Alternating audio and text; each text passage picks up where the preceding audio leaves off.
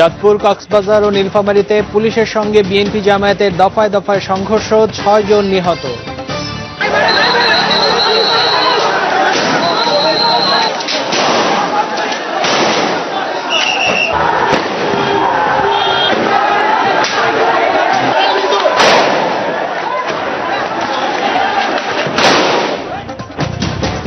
দেশজুড়ে সংঘর্ষে ১৮ দলীয় জোটের ৬ কর্মী নিহত, আহত ৫ শতাধিক। সংবাদ সম্মেলনে দাবি রিজভির।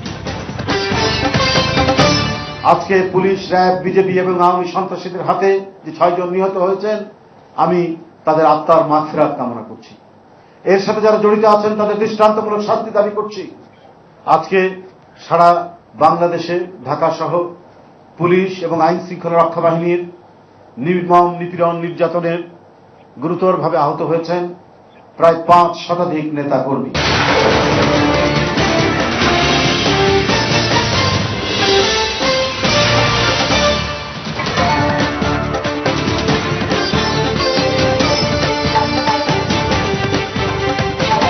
আমন্ত্রণ এসটিভি নিউজ আওয়ারে। পুরো আয়োজনে আপনাদের সঙ্গে আছি আমি দিলরুবা আফরোজ ও আমি আশফাকুর রহমান আদনান। ছিলেন আজকের শীর্ষ সংবাদ। এবার জানাবো শিরোনাম।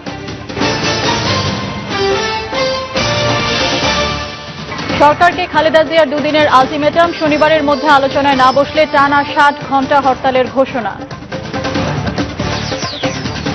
বিরোধী দলীয় নেতা সংঘাতের পথ বেছে নিয়েছেন, মন্তব্য নাসিমের। প্রধানমন্ত্রীর প্রস্তাবের আলোকে আলোচনায় বসার আহ্বান।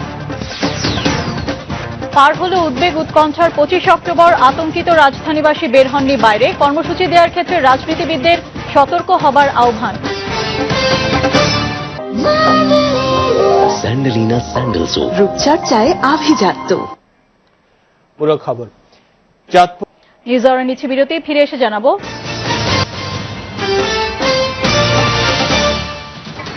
আসন্ন বালি শীর্ষ সম্মেলনে দরিদ্র দেশগুলোর স্বার্থ রক্ষায় করণীয় ঠিক করতে ঢাকায় ৩ দিনের আন্তর্জাতিক সম্মেলন শুরু।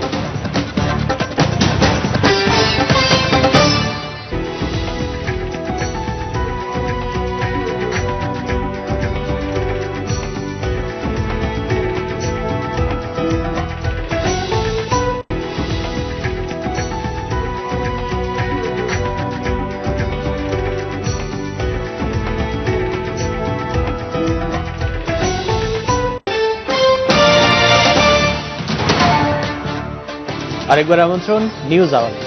দর্শক, এ পর্যায়ে শরীফ নীরের কাছে